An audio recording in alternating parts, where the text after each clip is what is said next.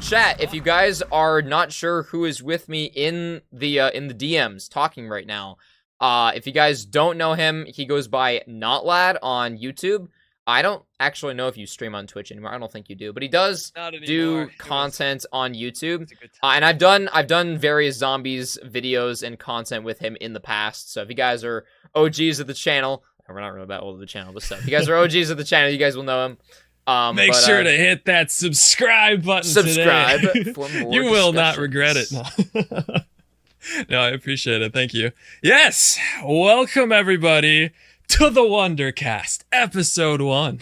We did settle on a name for this, didn't we? Yeah. Oh, have you not announced that yet? No, I don't think I have. No. So we actually and chat, I feel horrible because we're starting this thing off with without someone. The group that we have, there's of course myself, there's NotLad here, and then we also have a third person who can't make it today. May he rest in peace. He can't make it today. He is working, and tomorrow he has a event where he is quite literally jumping out of an airplane, so kudos to him. Hopefully he lives to tell the tale. We'll have plenty to talk about on the next one, but absolutely. Shout out to him for the idea for the name of, if this is even going to become the like mastermind. a podcast. Yeah, he is the mastermind behind it all. He actually just named it off. It was such a good name. I actually really like that one. We had many ideas, though. We had many different takes ideas, on different stuff. There's so many different like we were not zombie concepts. We were not and yeah, there was a lot of bad ideas. Let's just say that. But we came across a few winners. Unfortunately, some of them were taken already. But Wundercast seems to be the winner. So yeah, that I believe will be our official name. That probably will be it. What's his channel? It's is it NotLad1 on YouTube or is it just NotLad? I don't. Oh, just NotLad. I have number 1 on NotLad, and nobody else gets it. Yeah, it should be the first channel to show up on YouTube. Oh. But okay, yeah. So OBS is capturing my monitor, not the source. Okay. That are you actually sharing sucks, anything on but that's your screen? Okay. I mean, when this is turning into a video, anyways, nothing that anyone sees in stream right now is gonna be used. I'm gonna have like other footage roaming. So. Oh no, fair enough. Yeah, I pulled up some charts on the different consumables and stuff that games have because there was no way I was going to remember all the names. Night Dog, there's no space. It's just NotLad. Like one word. NOTLAD. Like that's literally the name. Yeah. If you want to go check him out on YouTube. You got it down. Yeah. No more Bunny Simulator Zombies and no more sequel before prequels. Yeah, I mean, they say, as Kevin Drew mentioned in the short teaser we got for Black Ops 6 Zombies, he did say that we are continuing the Dark Ether story from where we left off in Cold War. And obviously one of the maps is an islands that was hinted towards the ending of the Forsaken cutscene where Peck was talking to somebody at a dock, some fisherman or something. And just pointing to somewhere in the middle of the Atlantic. I'm so excited. I'm pretty sure that this is gonna take place after the Cold War. So yeah, we're definitely getting a sequel. This is not gonna be like timeline vector to Vanguard Zombies. It's not gonna be anything like that. No. But yeah. Yeah, I remember seeing. I saw some breakdown videos of Milo and who's the other one? Noah J, I think, did some, but not Milo. Mr. Darlick, JD, they've all been doing theory videos of everything. Been catching a few of them. Like since the since the trailer came out for Black Ops 6, I actually have done a reaction myself. It's on the YouTube. If you guys haven't checked that out, I recommend that you guys go check that out. I'll have to see that one. I haven't seen that yet. It's a quick peek.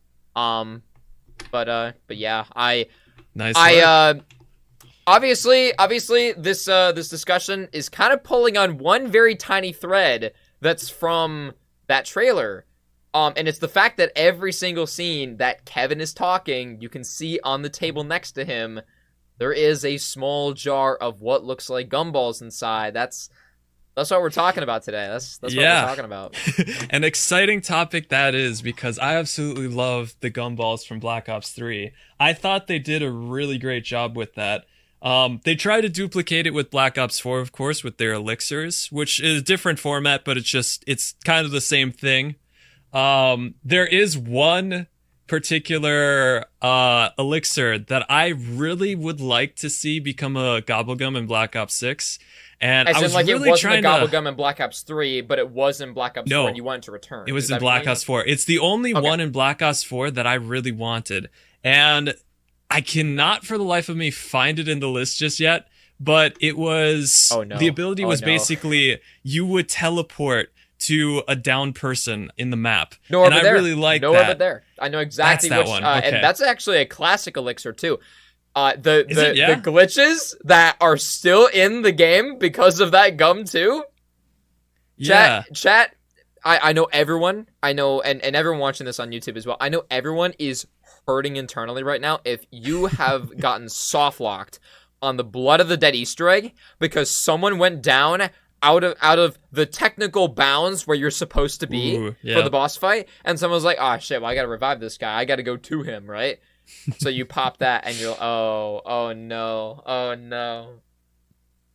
Yeah, I remember there was one in particular we were trying to do. You apparently a person, and this was on 9, that particular map, but you would have somebody go down close to the fence in the main arena area, and then using that particular, or actually no, was it the staff, like the Staff of Ra? I think you had to use the Staff of Ra somehow and like pull it out and then put it away, and then somehow you would get on the other side of the fence, which was just a weird bug. But for some reason, I remember that Gobblegum being a part of it as well. Yeah, I think it would have been the elixir, not the Staff of Ra. But that's just what I remember. Because it just makes more sense the way maybe it was because the staff heals. Maybe it was what brought you back up again afterwards. I can't remember, honestly. I have to see. Like the level 3 ability. There was a time. I mean, let's be honest, nowadays, most people don't even want to get Scepter to level 3 because you could just spam the melee. But yeah, I can see why that would be a thing. Yeah. Honestly, I cannot find that one in this list. I guess maybe they don't have it listed out on the one I'm looking at. I'm on like VG247's website, and they have the list here of each of them and what they do, but that one's not in the list, which is really weird. That's the only one I really liked, and I found it so useful when we were playing. But yeah, I don't know. I guess from like Black Ops 3, we still have the Phoenix up and those ones, which technically would be better because you can revive multiple people and anywhere on the map without having to leave your area, of course, which that is fantastic just the way it is. But I don't know. There's something about that one in particular I really liked. I like that it brought you to the character instantly. It cleared the zombies out in your area, so you didn't have to mess with that either. Yeah, and, definitely. There was a convenience about it that I really liked. So it would be kind of cool to see that one come back, but I am curious, however, you did mention that there's going to be like the Fate and Fortune cards, the Gobblegums and Elixirs all together in Black Ops 6. I didn't hear anything about that, so that surprised me. No, I didn't say anything about there's multiple systems being in the game. No. Okay. So, no, because no, I think you might have misunderstood because I was going to say part of the discussion really that strange. I want. Yeah, that's okay. Part of the discussion that I want today to be is like you already said earlier, looking back at all the different systems that we've had, like consumables from World War II, the Fate and Fortune cards from IW, the Gobblegums and Elixirs from Black Ops 3 and Black Ops 4, like really talk about what we like and what we don't like about that makes more sense. I was gonna say I don't know how in the world they're gonna implement. How else are we gonna be satisfied when they give us Gobblegums? You know what I mean? You know what I mean? Yeah, Gobblegums is the only one I heard originally, so that I'm thrilled about. I'm thrilled to hear that that's coming back, and that'll be great. But I am curious to hear, however, like if you were to rank like Gobblegums from like best to worst. What would hit number 1 on your list for like the best Gobblegum out of all of them? And if I'm to say, I'm not going to count. Oh, okay. Raindrops. I was gonna say I wouldn't easily. count like a perkaholic, You know, that just seems like an obvious thing. But so, yeah. This is funny. This is funny. So I don't know if anybody else got this in their YouTube recommended feed. I did.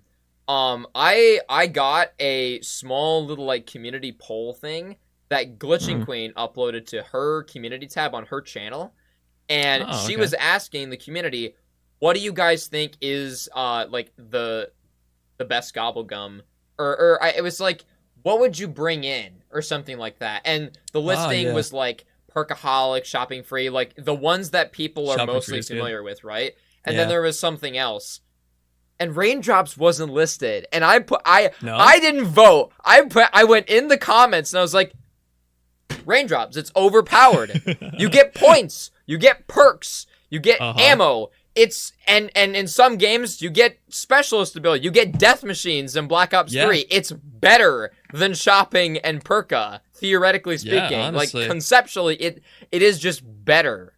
There's a lot more to it, Crawl space. I agree. That's actually surprises me. Like, imagine they give us like a Void Bow-esque step for an Easter egg in Black Ops 6, and that is the sole reason for crawl space just being back. just imagine that for a second. Dude, that'd be so weird. Man. Yeah, Power Vacuum is a really good one too. Power Vacuum is really, really good. That's a good one, yeah.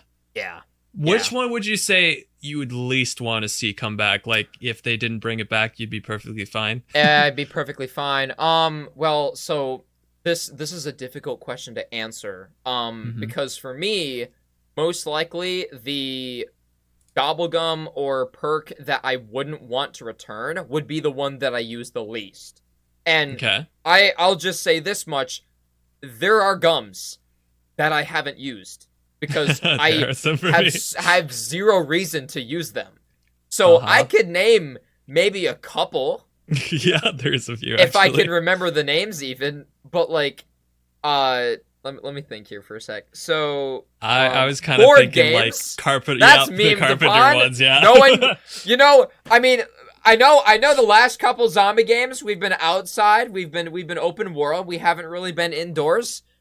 I know we're getting ground based. I know we're getting inside. But does that mean we're getting barricades? And also, honestly, who the F cares about barricades? Probably I'm angering the BO2 community right now with still barricades. I'm aware of that, but honestly, y'all, do y'all really care? Do y'all really care?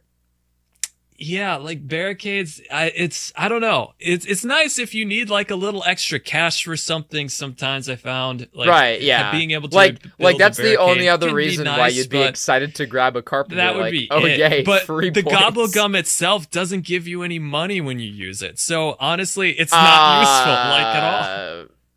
No. Wait, does it? Gobblegum does give you money. Does it? There's so many gums that can give you money. Yeah. Well, I mean, no, the Carpenter one. When you use the Carpenter one, it doesn't actually give you money. Oh, like, that's what you repairing mean. Stuff, okay. It's completely useless. Yeah. I don't know. Well, some people would probably use it if they don't have like extra credits. If they want to transform the drop into something else, like on Shang or on Moon, and you get the hacker pad. Although most of the time people are using like extra credit because it has those 4 charges over the 3. Like it's definitely the preferred one. Because you're not going for the quality of the gum, you're going for the quantity of like how many charges it has at that point. Yeah. No, exactly. I pulled up a list that's on Game Rant, and they ranked the top 7, or is it 6? 7, 8. Hang on, the top 10. Sorry, the top 10 Gobblegums, and it really surprised me for which one got number 1. And I wanted to see if you felt kind of similar feel about this, but Anywhere But Here got number 1 for top Gobblegum, which surprised me. So I would not put ABH in the number 1 spot. I would not. I wouldn't either. I probably would put it in like the top 10 or even top 5. Yeah. Maybe top 3. I mean, it is useful. That's scary territory. I've used it many maybe times, not top 3, but it's up there. But it is not Yeah, no, there's definitely, in my opinion, there are definitely some gums that beat it. I definitely agree, because it really surprised me seeing that one as number one. Yeah, top 10 for sure, but one is push. I completely agree. Yeah. It doesn't look like they really got much of a description why they chose that one in particular, but can you guess what number 2 might be? It's very similar in like please don't tell me it's alchemical antithesis. No, it's not. Oh, it's not. In Plain Sight got number 2. That is just why is that there? I mean, granted, when I first started playing Black Ops 3, I did use it a lot because, like, learning the maps, sometimes is it not the best of the starter classics? Is it not? Maybe these are just like your beginner ones. Maybe that's why they're putting in this list. Black Ops 3, so stock option doesn't really benefit you. That's not really a thing unless if you look at like Black Ops 4. Like stock option is much better, but no, I just don't see that. Swordplay got 5? I feel that should be up a little higher. I really like Swordplay. That was actually a really fun one to get. Swordplay. I still kind of like it to this day using that one. I'm not gonna lie. I sleep on that gum. And the only reason I sleep on that gum is because if I'm running a category, I usually don't run classics.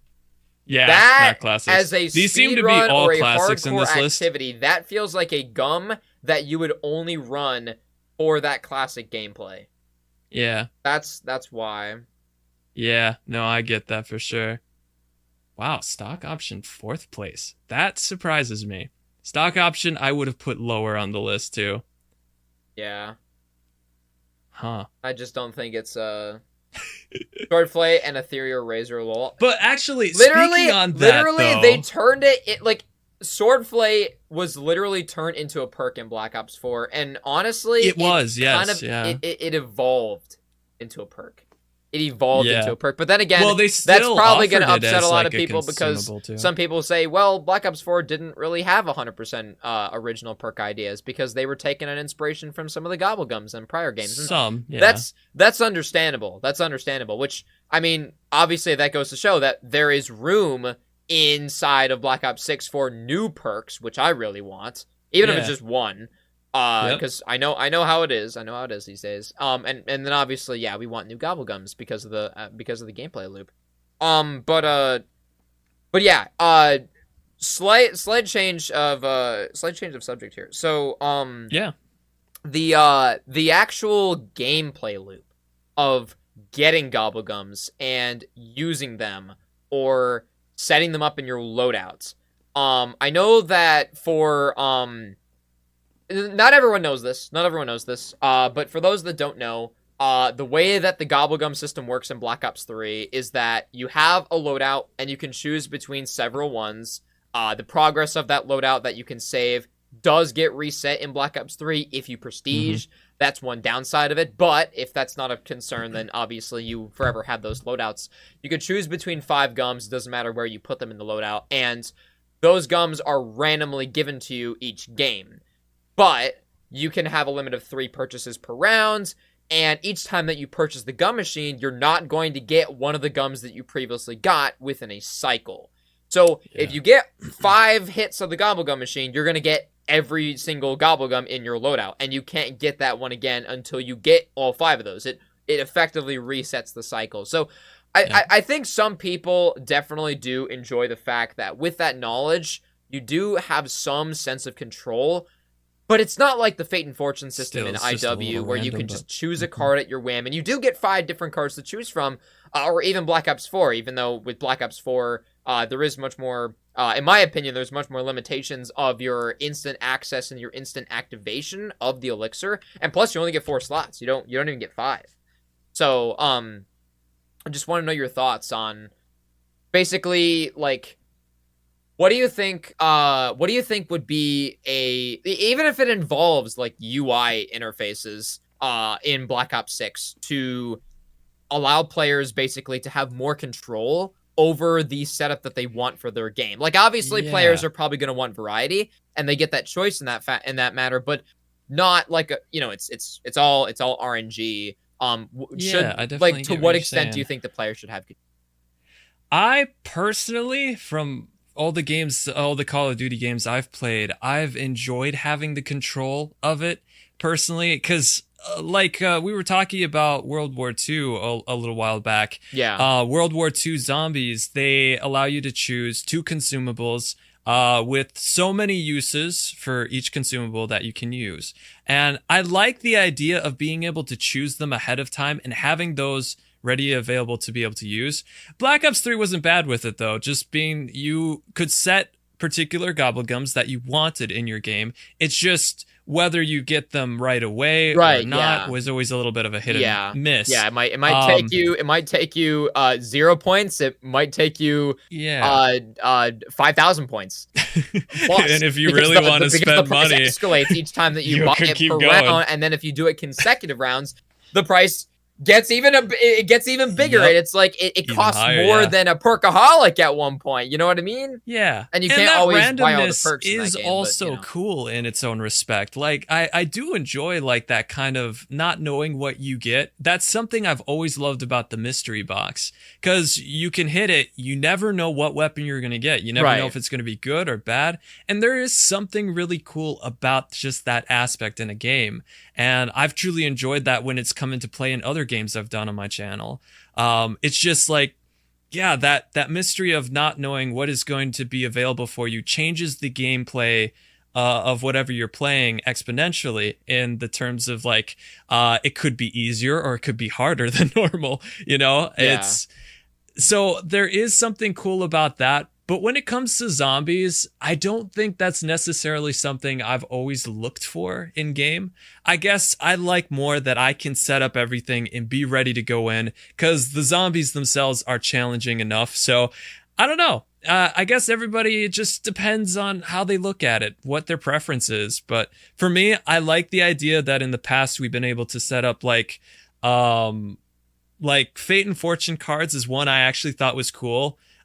It's kind of seems like a mix of Black Ops 3 and kind of like World War II zombies and stuff like that. Whereas not only can you set up multiple consumables that would aid you in a match, but you can also choose between them. So you get the option where you can choose them, but also you can have multiples. I always felt with World War II, after I use the consumables I have, that's it. I can't get access to any of the other ones that are that I might have still on my account. Like I have hundreds of consumables saved, but you can only use those particular consumables that you got as many times as is allowed. And after you use it, that's it. So that is one downside with that one. But I like the ability to be able to go back and buy more. Like Fate and Fortune cards, you could do that. You could go back. Buy more of the cards and refill your deck. You actually like the grind of getting them, of like getting. I do. I actually, because as you go up in rounds, you have more money to then be able to buy them again. So it's like you can go back and earn it. Of course, sometimes you won't have enough. That's interesting. You'll have to work towards it. I don't know how many people will probably agree with me on this, but personally, grinding for those isn't something that I kind of find is fun. I kind of view it a little bit tedious. And also comparing the Fate and Fortune system symbols in World War II, and you're saying how it's like you have the choice between multiple consumables. Yeah. What do you mean by that? Because in World War II, you obviously can have a self-revive, and then you have you literally can choose 2 consumables. Yeah, in every other iterations of zombies that has this, you have more than 2. Black Ops 4 has 4, and Black Ops 3 and IW both have 5. Yeah, no, kind of what I was getting towards is what I'm asking is like, what do you mean? Sorry. Yeah, with like Fate, the 2 I'm thinking of in particular is Fate and Fortune cards and gumballs. Just being that you can like get multiple. So more like IW ones. and BO3 like together. Yeah, kind of like that. Yeah, that's kind of more what I was thinking. Just without the randomness of not knowing what you're going to get. Like Fate and Fortune did it best where you can choose between the cards in your hand. Right. So if you need something at a particular moment And I feel like for speed running and stuff, that it would really aid you, because at a particular moment you're going to need a particular card that would aid you in running. As an experienced speedrunner that does use this card system a lot, I actually agree with this. Yeah. See, that's just my thought on it. But most of the time, there are a lot of situations where you would want to use cards in a set order, and you have that power. There's other times where, let's say that you're running Spaceland and you want to give everybody a Wonder Weapon, and you pop one Black Friday or a Fire Sale, and everybody gets a Wonder Weapon, and there's another player in your team who still has that Fire Sale, and it's the next card, and you're like, well, wait a second. I don't want to use this now because everyone has one. I don't need to. So why can't I just choose the next one? So there you go. You have that power to choose the card in the middle of the gameplay. Hey, actually, this is a by the way, crazy chat, idea. This is not lad. Hi, joining me. For anyone just tuning into the stream right now, this is not lad here as my guest here. Your lad is in the chat having a gobblegum session yap. Yeah. Hey, I want to pass by a crazy idea. I've never seen it implemented in the games, and I doubt it's going to be implemented in Black Ops 6.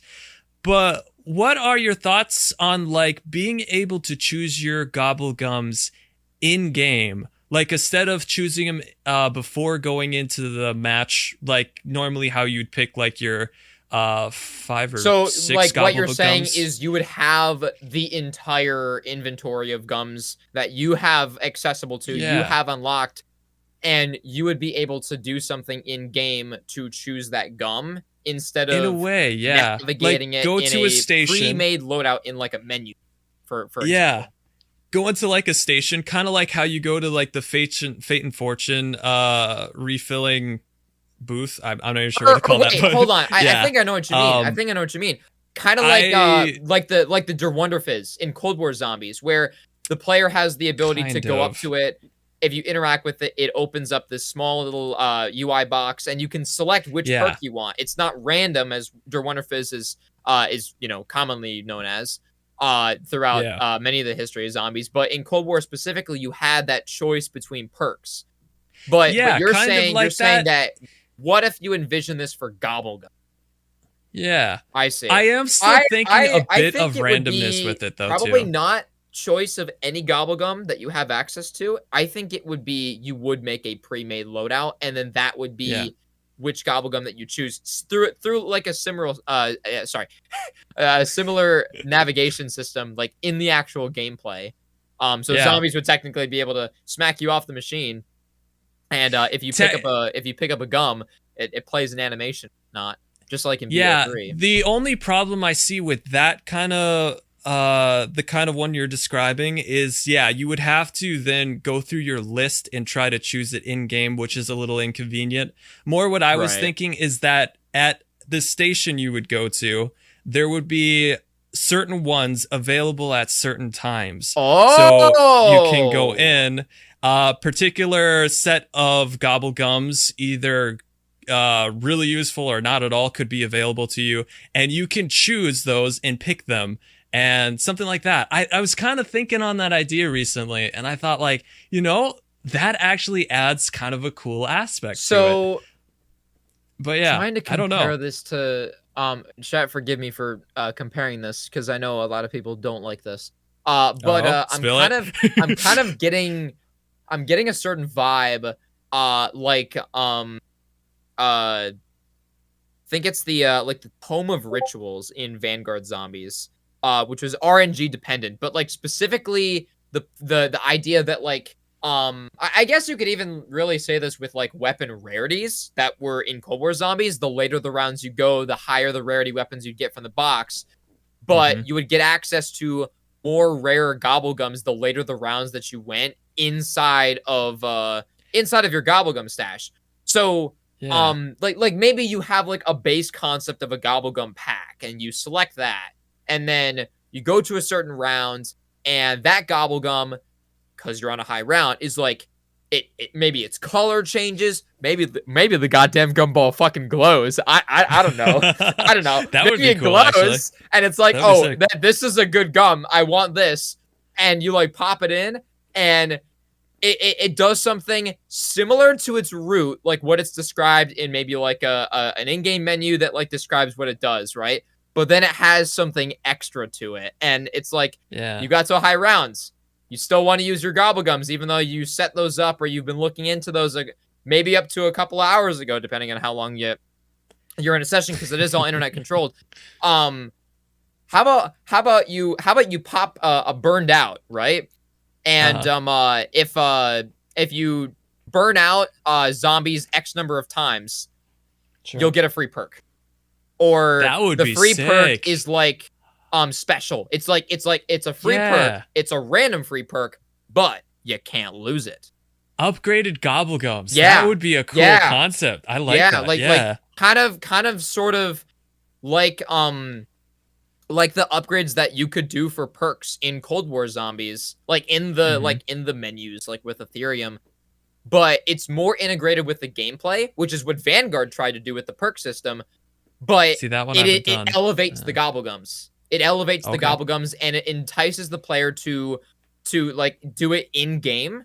And you don't necessarily even have to grind for materials or some kind of a currency to upgrade it outside of the match. I think that's really interesting. I personally think that's a great idea. That sounds really cool. It actually is making me think too.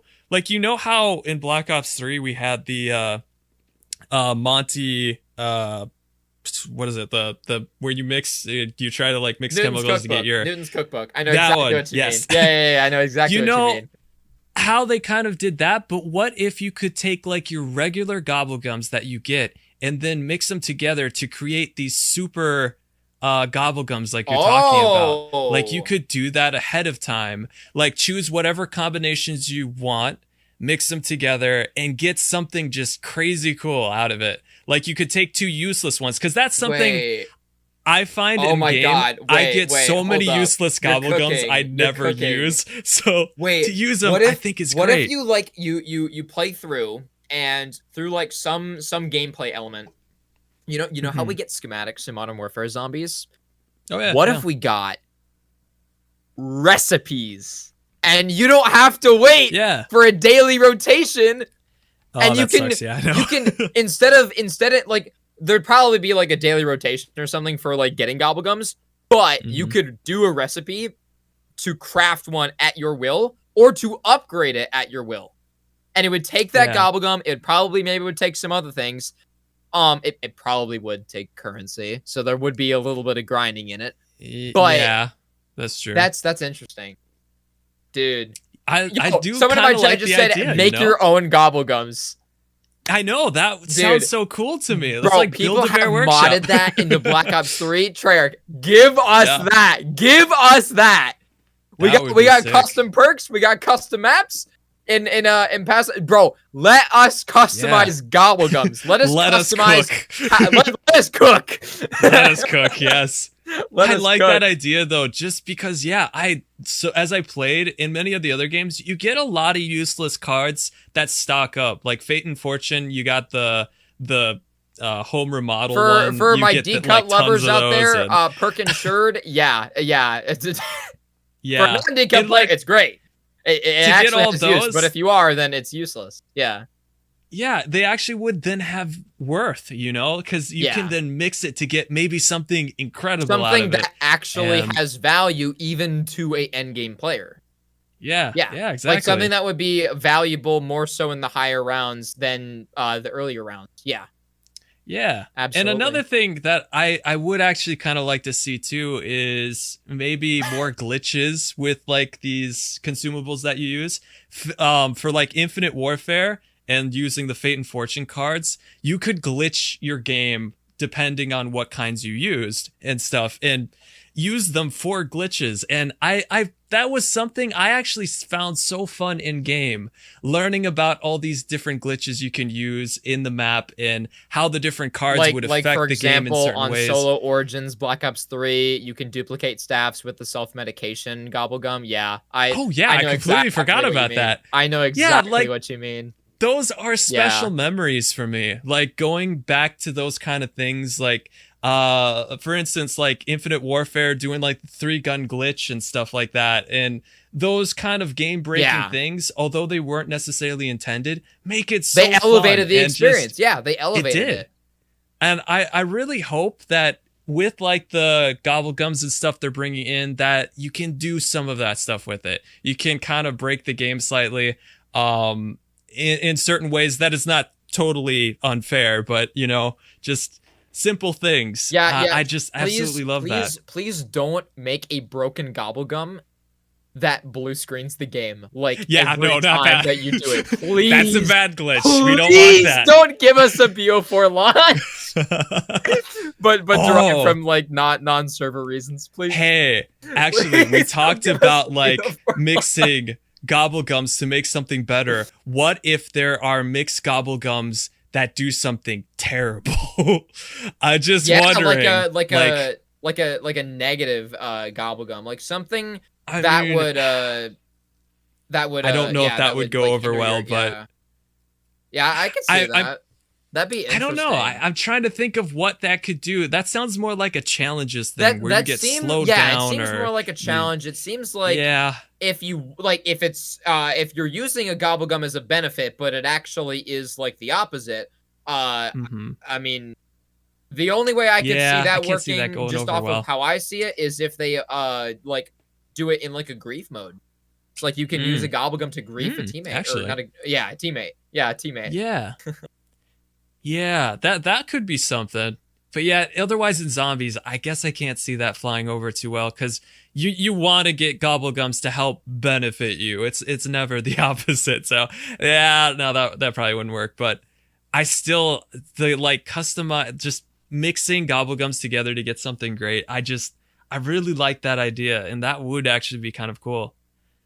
But yeah, I really haven't heard too much about like what kind of Black Ops 6 GOBBLE are expected. I don't think we have any information on that just yet. No, we don't. But all we can do is speculate on like what we have right now. Try to like think about what they might add. I did see someone in the chat mention this because it's I might be completely wrong about this. We might find a way around it, or it might just be like you can do it the way that it was like how it is right now with most games. So that this is a person asking in my chat. It would suck if they made it so when you use a GOBBLE you close the game, you still lose the GOBBLE. Chat, the rationale why that works in so many other games like IW, like Black Ops 3. The reason why is because that those games, they save that data. They don't rely on the internet the same way.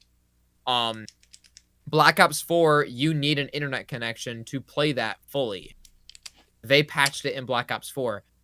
And Black Ops 6 is unfortunately going to be a 100% online experience because you need the network to play it. It's very likely it won't work that way. We might find alternative means. To be honest, don't like that as much, but yeah, that will definitely be something that players won't enjoy, because so many of us are so used to that.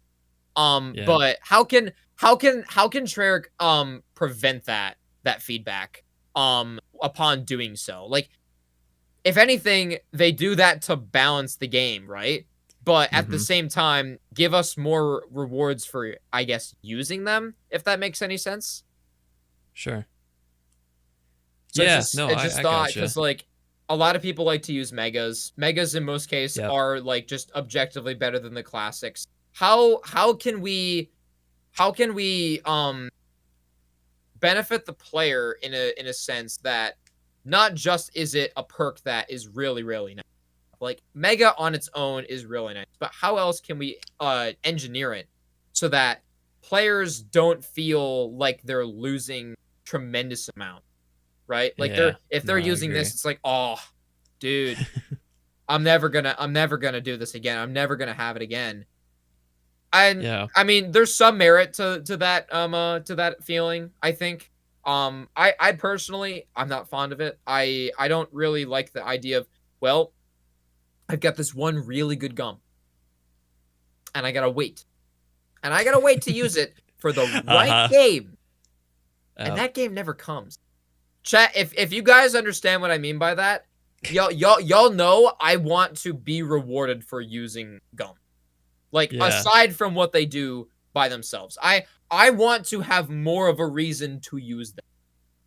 Yeah.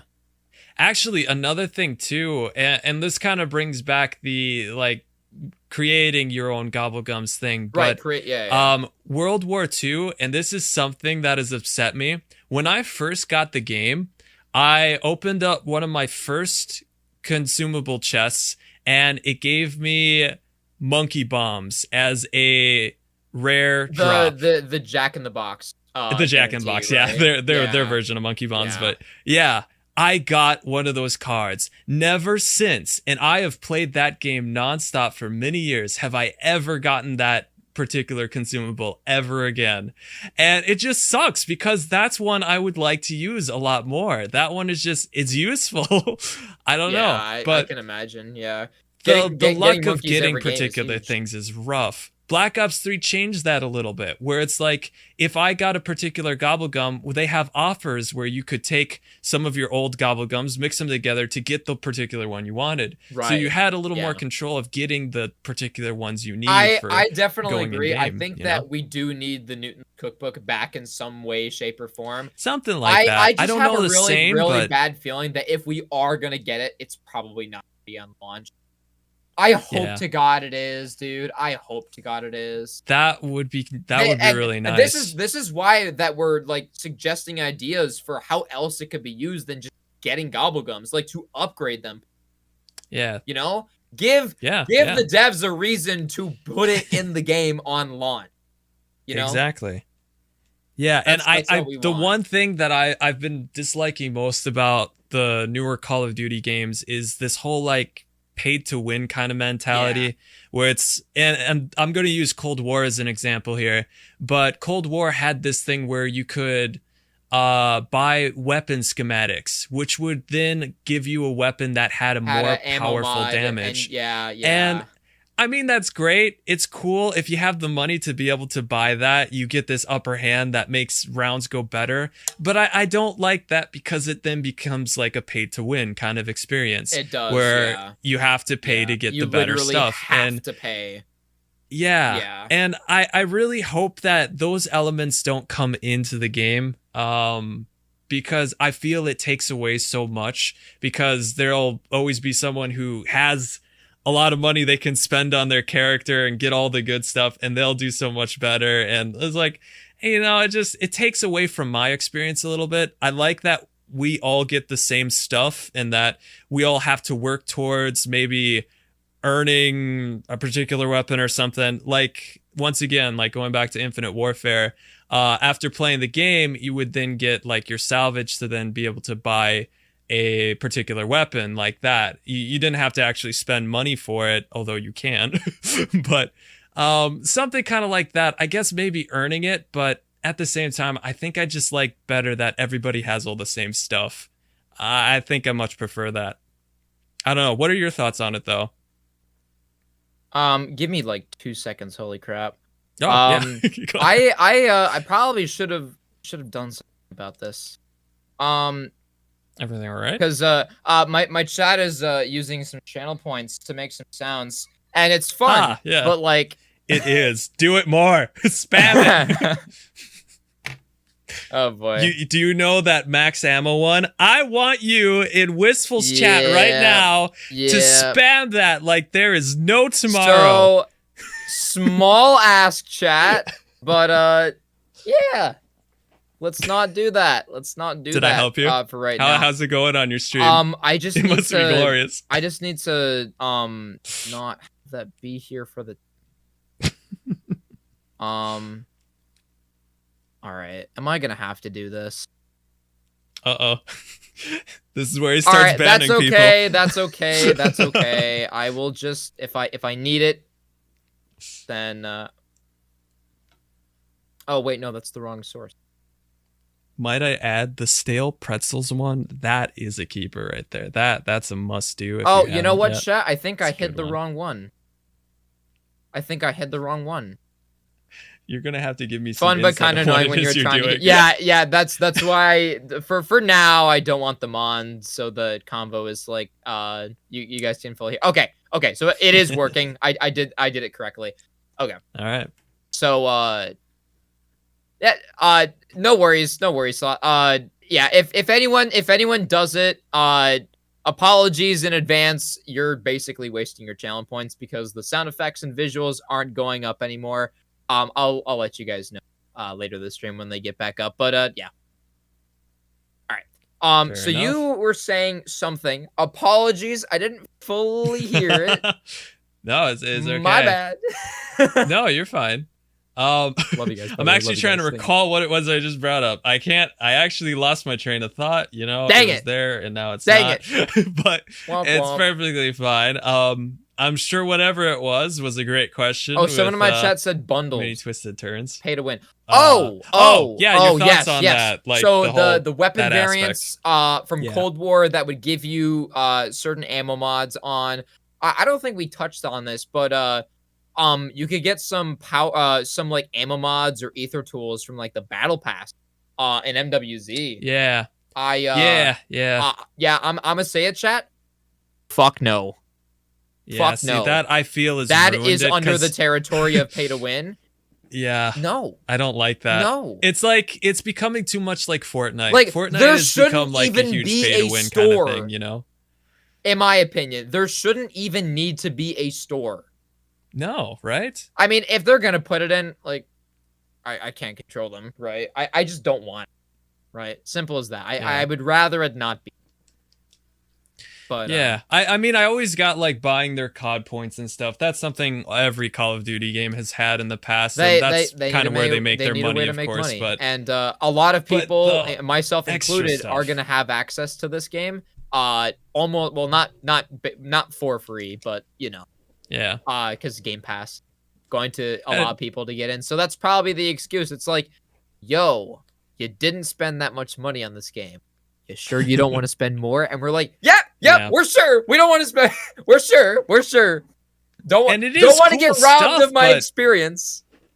I would prefer to earn it than just to like buy it. You know? Exactly. It's like exactly. If I can like if I'm gonna play map and a get game something cool, sustained, and I'm gonna enjoy it, right? I want my money to be worthwhile, right? I want it to be worthwhile. I don't want to go in blind, like all hype and everything. I want the enhanced ability to enjoy the process of getting that stuff, because then the money that I've already spent on the game, because everyone's technically spending money on to play it, whether you're a Game Pass or not, you're paying a subscription to have that. You're still paying for an experience at the end of the day. So it's like, would you want to take that time and that money to see if you want to spend more on it or not? You know? Yeah, because we all know that Big COD wants you to buy their product with their money. Sorry, no, I was going to go a conspiracy route with that, but I'm not going to do that. Anyways, no, but yeah, it's like, I love the idea. And once again, like Infinite Warfare, I guess they did a lot of stuff right with theirs, but once you'd played particular maps, you could get like Willard Wyler or the Hoff to play as, which these unlockable playable characters. That was a cool concept. And I actually did like that because I felt like I really earned like Willard Wyler after completing all the maps. And it was a cool feeling. That was something that I actually liked. And I would love to see that more instead of like having to buy these particular characters you could play as. But yeah. Anyways, I know we're getting off topic. I'm sorry. I could reel it back. But yeah, it's just since we're on like kind of like where that thought originated from was I definitely will say that some of the like the Easter egg elements that IW had, they did actually have an influence on the Fate and Fortune system itself.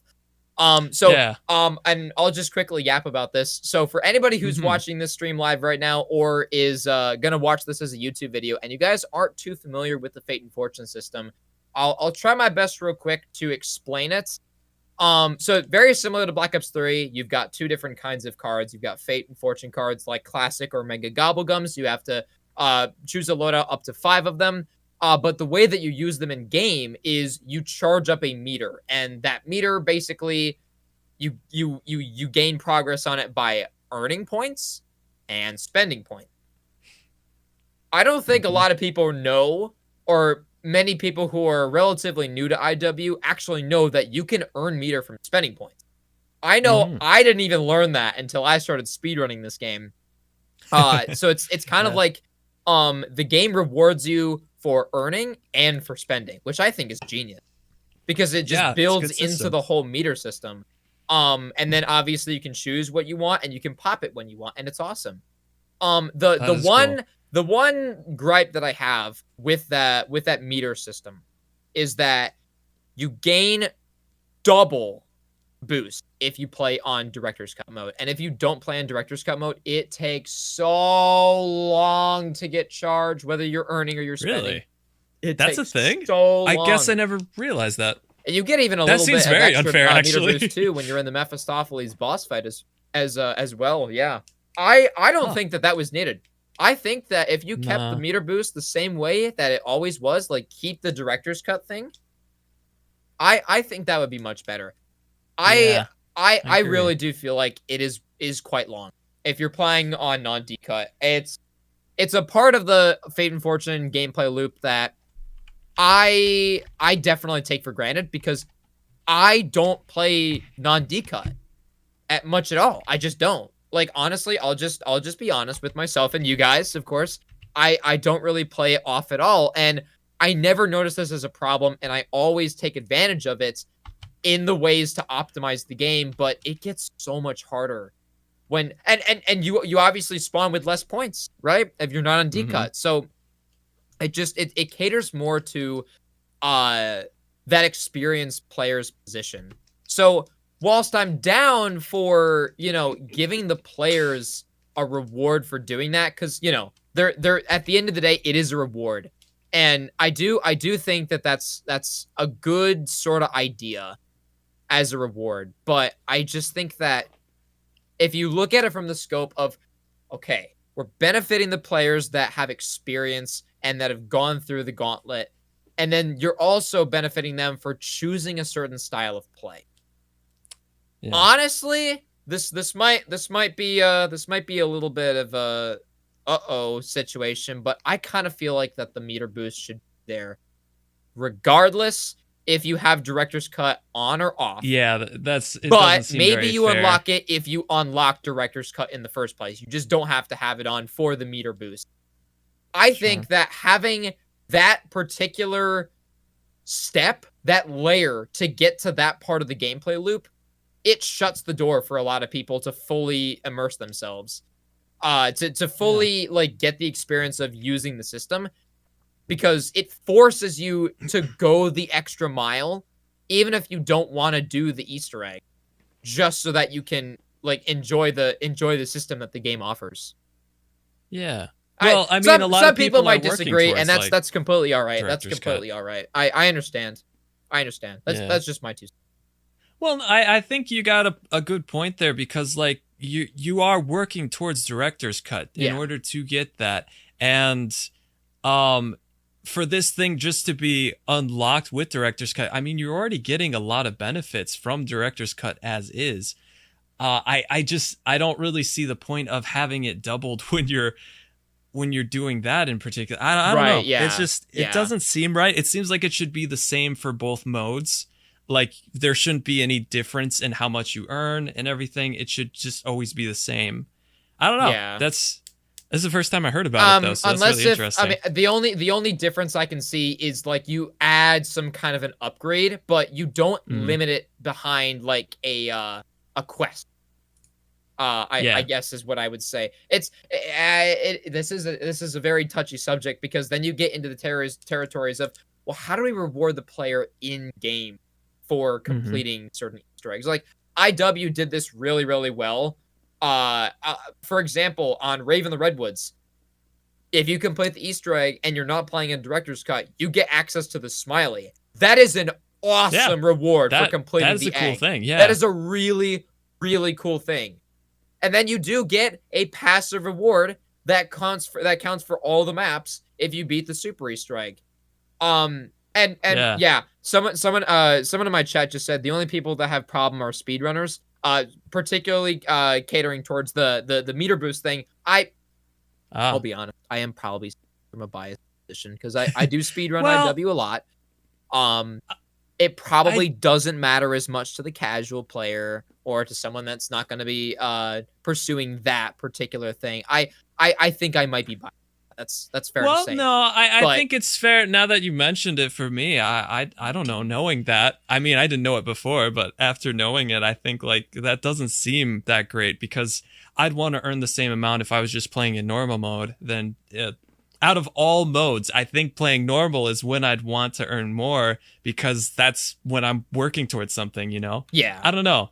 That's just kind of my take on it. But yeah, besides, if you never mentioned it, I probably would have never known about that. But yeah, so that's interesting. It is a very niche thing.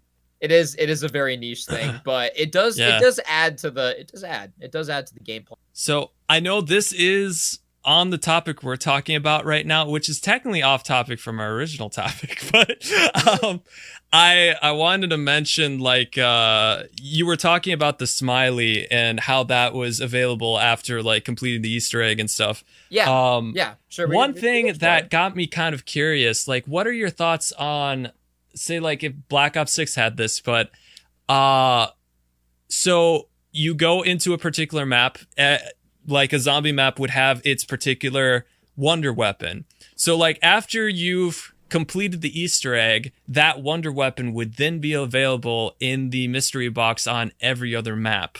What is your thoughts on that? Is that something that you think would be an interesting addition? Or so I'm sorry, not? Like upon completion of the Easter egg, that's you what then unlocks gain the that wonder weapon in the mystery box that allows you to then get it later. So, just completing an Easter egg for a map to get it on all the other maps. Yeah. Is that a yay or a nay on that one? So, because like Black Ops 3 kind of had that a little bit. Because when I stop to think about this, I don't actually think of COD Zombies at all. I think of Skur Ritual. For those of you guys that are unfamiliar with Skur Ritual, we have a video. is a very, very similar game to COD Zombies, but it actually has all of its maps where the box in that game, there is no prerequisite. You just have the ability to get any of the wonder weapons that are featured on all the maps from the box from the get-go. So yeah, I think that would be a really cool feature to have in Black Ops 6. I don't know if it should be locked behind a requirement, like a because the normal player probably would never get to it then, because to be the case. But I think that we should endorse the idea of it being on all the maps. Like, hey, you like the Sliquifier, but it sucks on this map because you can easily fall off the map. Certain map.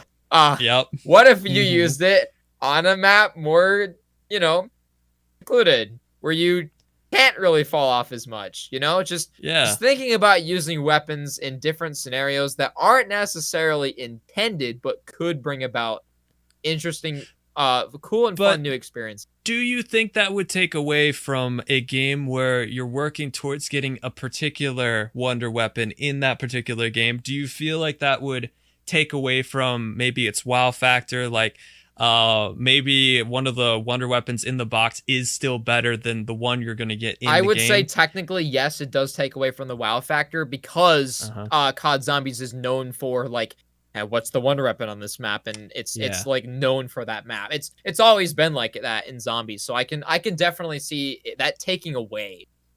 Just a little bit. Yeah, just a little bit. Yeah. But at the same time, and that was something that I thought was so cool with Black Ops 3, because once we started getting mod maps and stuff, we started getting all wonder weapons in a box or something like that on a particular map. And it was cool, like, to have all those possibilities. And there was always that one wonder weapon you were aiming for or something. And that is a cool feeling as well. It's just, I'm having trouble in my mind, like, balancing it out. Like, which one do I prefer over the other? Like, it's a hard one. That's kind of why I wanted to ask you that. I know it's off topic, but yeah, I was just really curious to hear your thoughts on it. It's all right. It's all right. I definitely think that it's an interesting concept to think about because well, Sure is not the only game that really has this because I was wrong. I'm now thinking about this as technically in COD Zombies. If you were to think about the ray gun, right? That's in pretty much every map. If you were to think about the Mark II in Black Ops 2, if you have that DLC that can use that wonder weapon alone, you can get it on any map. So I think just having access unlocking it to everything. I just Mule had Kick a thought. And BO1. It was released on Moon. They brought it to all the other maps. Yep. Maybe as soon as we get a new wonder weapon, they just put it in the box in all the maps. Boom. Yeah.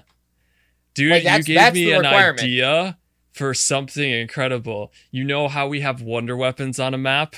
This is going to reel us back to our main conversation. What if they had wonder gums? Like one particular gum in every map that you could unlock that was like super incredible.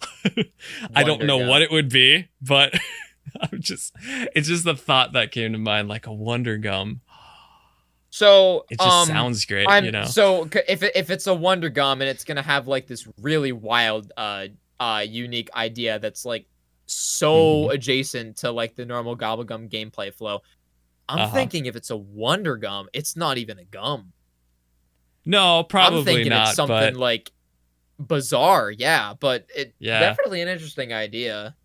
It's just a thought because like we have our separate Easter egg quests that we do in every zombie game, like your Easter egg songs, your wonder weapon, your main Easter egg, or your hardcore Easter egg. But like an Easter egg for a Gobblegum. And I've seen some done in mod maps before. And I think that's kind of what led me to the thought. But it's been done, but you usually get like just a really good Gobblegum from the list of the ones we already know, of course. Right, yeah. But I actually do like the idea. And if it's good enough, it is something worth working towards, you know?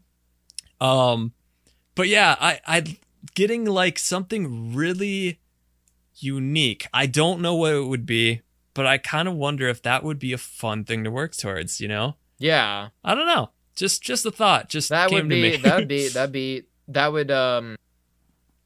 I'm almost thinking of the free Gobblegum Easter eggs that we know of from Shadows of Evil and Horizon. Yeah. And elevating that into, it's not just an Easter egg to get a Gobble. It's an Easter egg to get the Gobble. The Gobblegum. Yeah. The Gobblegum. Yeah, give it a little more worth, I think. Like, you know, add a little something extra. Like, oh, you can't craft this. This is unknown territory. We don't know what is needed to distill this gum, but you can still get it. That would add this. It adds a pull that somebody would want to get. It adds a pull, you know? and it adds an identity to a map. Like you could give a map a wonder weapon, and you could give a map like a wonder gum. Yeah, exactly. I think that'd be. It's a fun idea. That's a really interesting idea. It's like elevating on what Treyarch have done in the past, but like to a completely different extent. Exactly. Oh man, some good ideas, man. We should be working for Activision here. Yeah. I'm so hopeful for what they bring for Black Ops 6. I'm just so thrilled they're coming back with Gobblegums. I just hope that they learn from all the previous games and what they've done for consumables and try to make something that's just perfect, a perfect mix of what was best about all the other ones in other games. I feel like each one has its ups and each one has its downs. And although Advanced Warfare technically did have consumables that you could pick up from the pods that were crashed down. They were the pods in the gameplay. They were literally gameplay driven. You didn't have the option to. What do you think about that though? Like getting it's consumables it's kind of sort of what we're talking about with the Wonder Gums in a sense, because the concept would be you wouldn't like load in with them. You wouldn't select them for a loadout. You would do some kind of a quest to get them. So it's kind of like that. It's kind of like that. Or or if anything, like they're a special kind of gum that's not necessarily like a gum. You know, it's a like kind of candy or something, but it's something unique that you would do to get access to it. And I know that's similar, not quite what you have with the pods in Exo Zombies, because in Exos it's like pretty much random when they come down and what they contain. There's no intention behind it. Well, I say intention. There's no fixed things about it. There's no like sort of play style that you can build towards, because it's a reaction, right? It's a reaction. The idea is that like Gobblegums already provide a variety to the gameplay loop. So if you're adding something like the pods into the gameplay, it shouldn't 100% be random. I feel like it should be. I'm thinking on the same track here. Yeah, it should be unique to the map, and it should be like predictable. I think combining our previous idea from before, the kind of the one of like being able to go into a menu in the game to buy a particular set of so like the cold words are available to use. Yeah. I was thinking, like, what if they had kind of like the pod system that they had from Advanced Warfare? From Exos, a pod crashes down, you go over to it, and it gives you a variety of Gobblegums to pick from. And then you can pick from that list of particular ones. Once again, it gives that factor of something that you can't necessarily control, but you do also have a selection to choose from.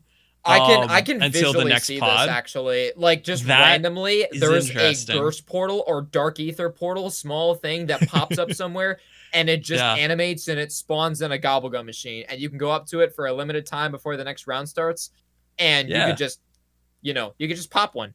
A free Gobblegum, maybe even.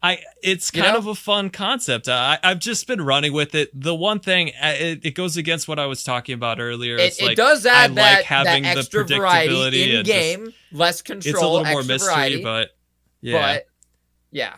Have you ever played a game called Risk of Rain?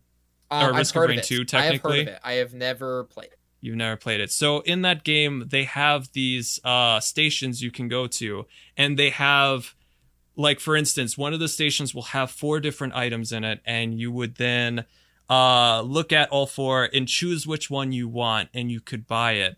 I almost wonder if, like, a drop could be something like that, where there are, like, certain options available, and you still get a choice, you know?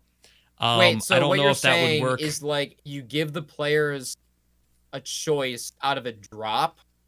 Like when you kill a zombie, and you can choose between what kind of a drop you choose the best one that would benefit you in game, you know? So I like speedrunning, that this would idea. be horrible, but I like this idea. I don't think that it should be driven from like a UI standpoint, where if you go up to it and you press a certain button. No. I think that sort of like how the drops are changed to a max ammo in Moon, like if you have the hacker pad, but like maybe you have a device and you can tether it to be a specific drop, and then you just have to spend a certain amount of points to force the drop into what you want once it spawns in. Sure. I think that there's a level of this that you shouldn't go into where it's like it's too complicated and it's too like the last thing we want is a UI thing like BO4, and they've already given us the knowledge that we're gonna be able to customize the UI for our preference. That is a cool concept too. The battle is to elevate, to give players choice, to have variety, but also not be too. I think I might have lost you. I think I disconnected. Oh, you're back. Never mind. Sorry. Oh no, I agree. Yeah, it would. I don't think like a complicated UI is a good idea. That is for sure not a thing you'd want. And that's kind of what I brought up Risk for Rain 2, because you don't go into the fancy menus or anything in game to choose anything. Basically, you can visibly see the item really clearly, and then you buy whichever one you want, and it'll make it drop to the ground, and your character instantly picks it up. That's how they did it in Risk of Rain 2.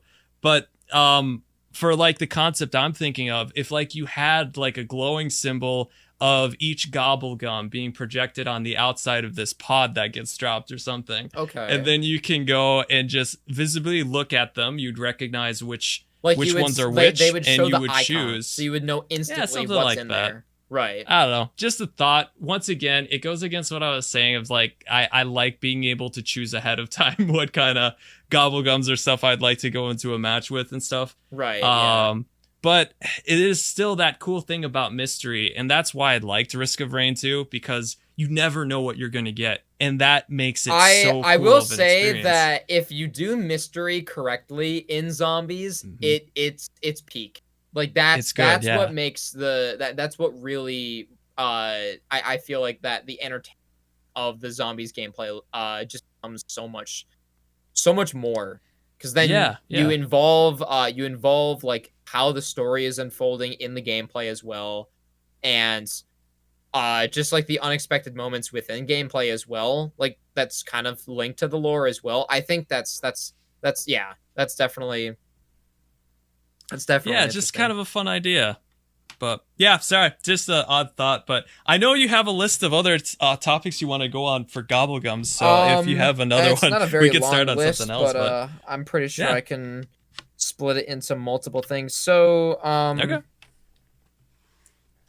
Right. Okay. I don't put you on the think spot. We talked about this. Well, no, I didn't. Yeah, go shoot. I don't think we necessarily talked about it, so I'll bring it up. Real quick, I'll just see if I can catch up on chat if I missed anything. Oh, yeah, go ahead. Sorry. Worth mentioning.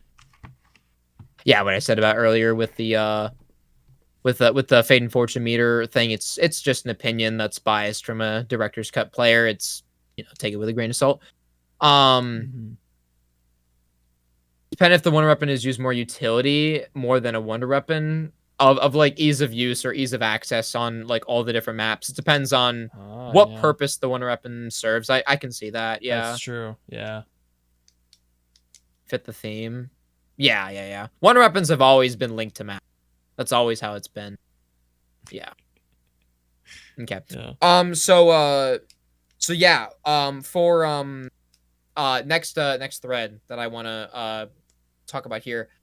I know we slightly talked about this earlier because we talked about the microtransaction element of it. Yeah. But putting aside that, because I'm assuming many other people, including myself, aren't exactly keen to spend money on this. We're keen to earn and experience it. That's a big one.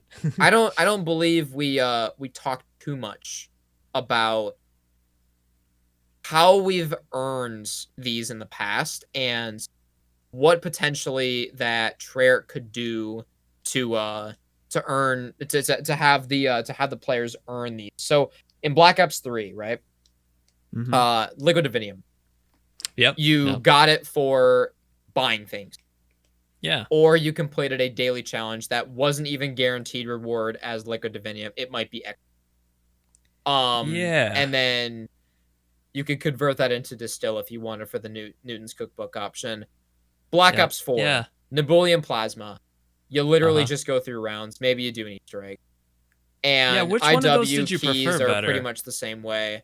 And then there's no currency for getting the consumable. It's just a crate that you would earn from World War II zombies.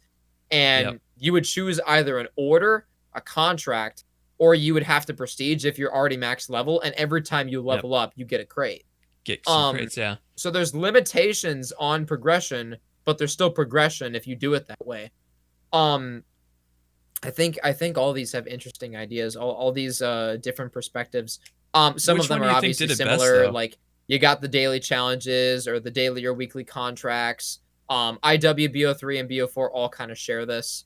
And then World War II being only slightly different because, yes, you do have those daily and weeklies, but you just outright earn them, right? There's no currency like Liquid Divinium or Nebulium Plasma or keys that you spend on the crates. Like, there's no in-game currency. You just outright earn them for completing a challenge or for completing a level. Do you I guess, because there's so many ways that you can go about thinking about this. Do you think that players should earn their gums outright, from opening up, because it'll probably be packed, right? Should players be earning their gums from packs that the packs themselves are rewards for certain challenges, for an Easter egg, for completing a certain high round? Maybe it's a time thing. Or should players be able to farm and play the game and earn currency and spend the currency on like the difference between reward is the crate or reward is the for the, like that's basically the question. Yeah, I'm actually gonna say both, because Both. yeah, I like that's it. one I thing like that's it. kind of bugged me a little bit in the past. And Liquid Divinium, and then when you mentioned that, I got me thinking about it, and also got me thinking how much I didn't necessarily like how I earned Liquid Divinium. Because certain gum balls, when you get them like shopping free, well, actually, no. Didn't it still give you Liquid Divinium for opening a door on a shopping free? I think it can. I don't know. Yeah, see, it took away from that. So then you wouldn't gain as much Liquid Divinium. And I never could figure out what would give me Liquid Divinium and what didn't. Sometimes I just buy a door and all of a sudden randomly I get one and stuff. It seemed very unpredictable, you know? It's always a purchase. Yeah. That's always But what never it is. always every purchase you make. It's only ever so often you get it, right? It's scaled for the player's progression through the level. Yeah. I think that probably not purchasing things is the best way to go about it. Yeah. What do you think would be the best way that people would like for gameplay reasons? Because technically speaking, you only have a limited amount of purchases that you can make per game. Kind of, sort of. I mean, if you think about it with Pack-a-Punch, right? Some games you can infinitely spend points on that. You can also spend points on the box. You could down and get your perks back. Like there's technically ways to like increase how much points that you would spend. But does it need to be funneled through points? Does it need to be funneled through spending, or can it be funneled through just I don't know, a threshold of zombie kills, or and then special zombies give you additional progress, or completing an Easter egg step will give you either a VAT or a partial VAT, you know? Yeah, okay. Yeah, so like as I was saying with like doing more. Both, I'm still with that, just being like, so getting points for killing zombies is a must. I feel that's a definite. That has to happen, because that is the grind you're putting in. You're doing that work for a reason, to either get your level up or to earn enough points for, maybe depending on the system, maybe getting a chest, or maybe getting particular amount of keys to buy chests, or whatever the system is. Right. So I always feel that is a must. But also being rewarded for certain purchases at the same time too, I think is kind of a nice thing. Because so you have to waste your money, maybe a lot of money, on buying something in particular, and to get some reward back from it is kind of nice, you know? So I kind of like the idea of the two being mixed together and happening simultaneously to help you advance. And also, going to like a different aspect, like World War II, sometimes when you'd level up a certain amount, you would then get a chest. And it would give you a chest that you could then get consumables from. There's something about that I thought was cool too. That was pertaining to prestige. Like you would just get it for playing the game. You didn't have to necessarily certain purchase things anything, you do. Go crazy with that. Obviously doing that in the game would probably boost your XP. And then you would get more levels, and then by association, you would get more crates. But just doing it like Liquid Divinium. Like, instead of the Liquid Divinium, you would get a case for certain times you purchase randomly. You may earn a crate or something like that. I mean, that would be kind of cool. I don't know if everybody would be crazy about that kind of concept, but I was thinking like that to me would be a little more rewarding. I don't know. What are your thoughts on that, though? I see some people in my chat saying that I would rather farm for a currency to get them. Yeah. I could see that. I can see why people would want that, because then it doesn't like, because I mean, let's be honest, the alternative is you're kind of forced to play a certain way, right? Because if you're doing like a challenge or something, then that challenge would like force you to play a certain way, and then the reward would be this, and you're like, well, I don't really want to do that right now. I'd rather do this, and you're not really getting rewarded for it.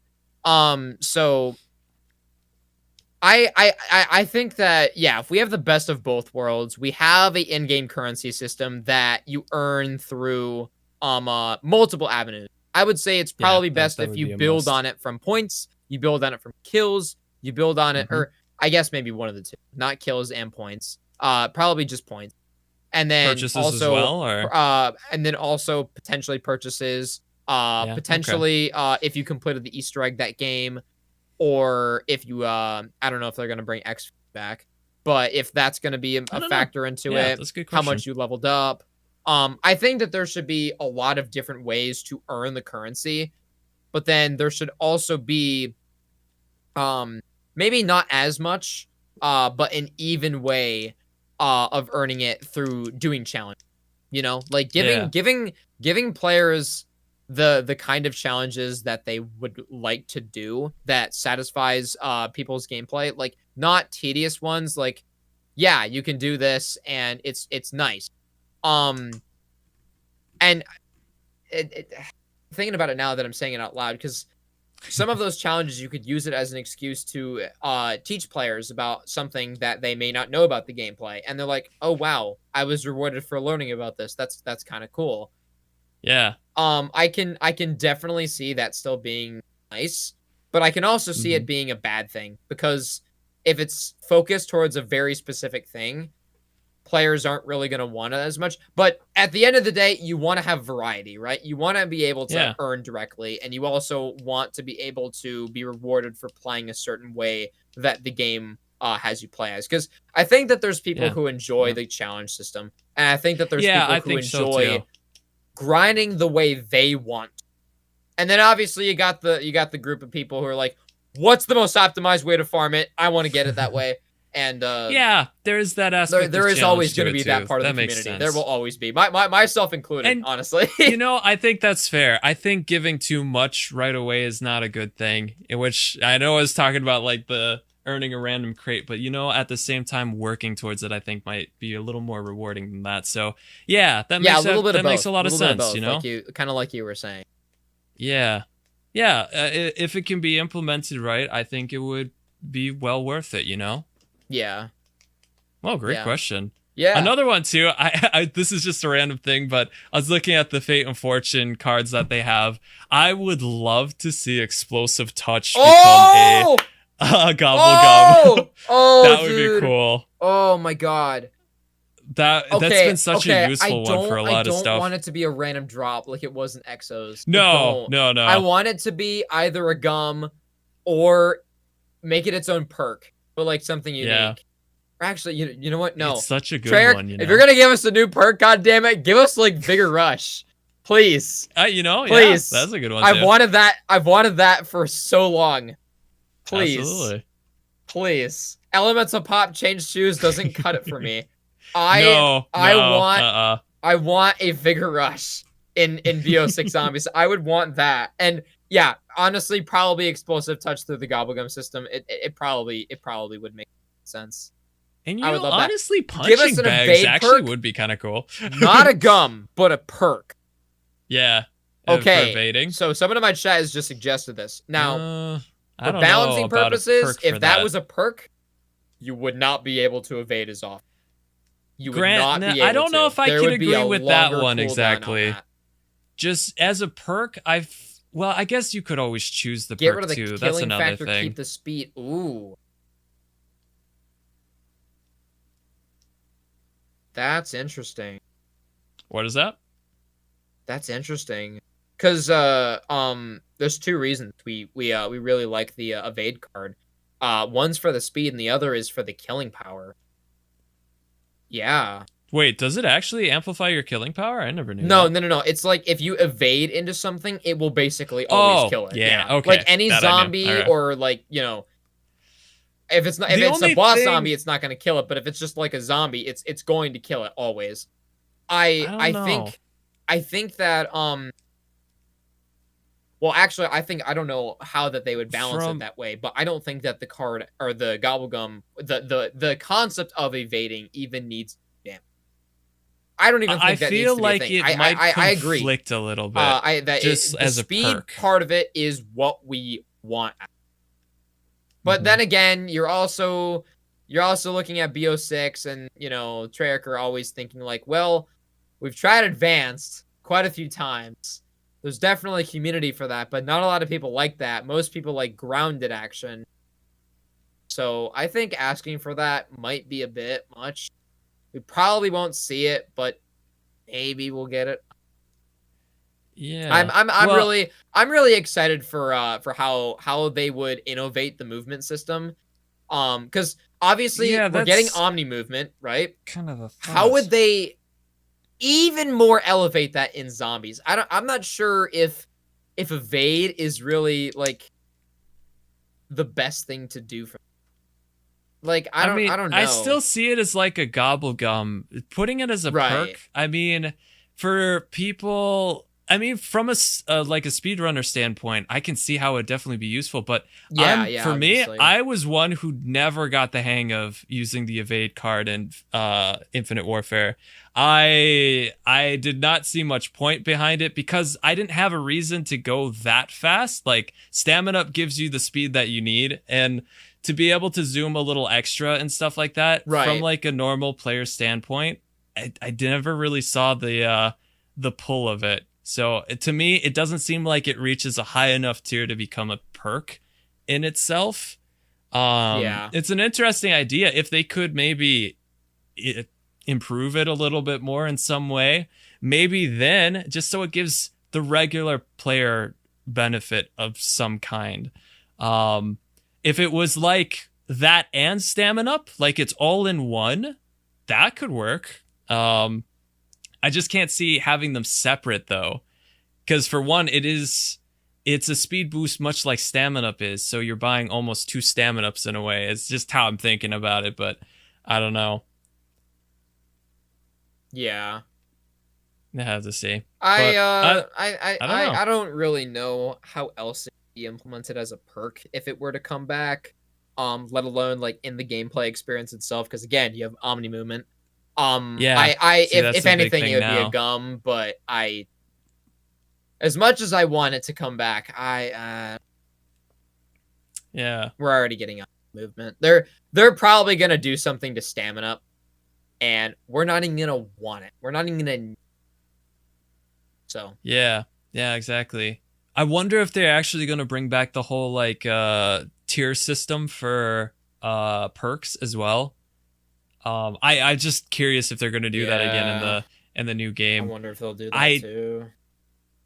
I thought it was kind of neat. It was a neat take. I don't know if I am crazy about that one though, but that's a different topic, of course. Is a different topic. Still, it's just interesting thought. I hadn't thought about it too much, but maybe we can cook on it and we can talk about it for the next episode, and get our other guests' thoughts on it as well. Yeah, gotta get Carpel here. Yeah, we gotta get that happening. We do need to. But yeah, I want to. What were the other questions questions you had on your list? Oh yeah. So we talked about how players might earn gum.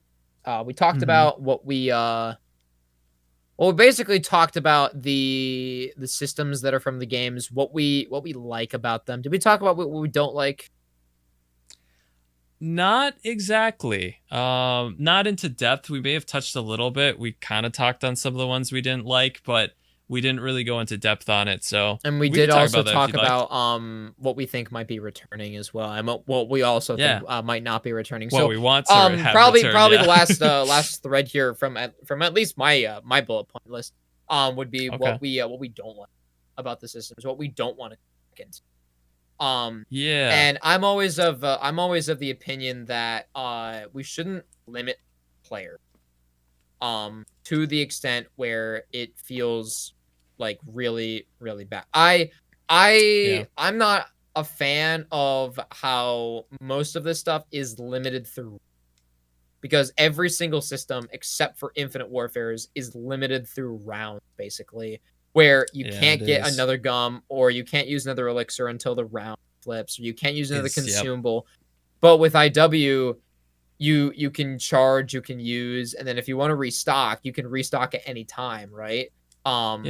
You have that choice to spend the points on it directly. It'll reset your meter, but it just like closes that gap from the random cycle pool that the Gobblegum system has from BO3.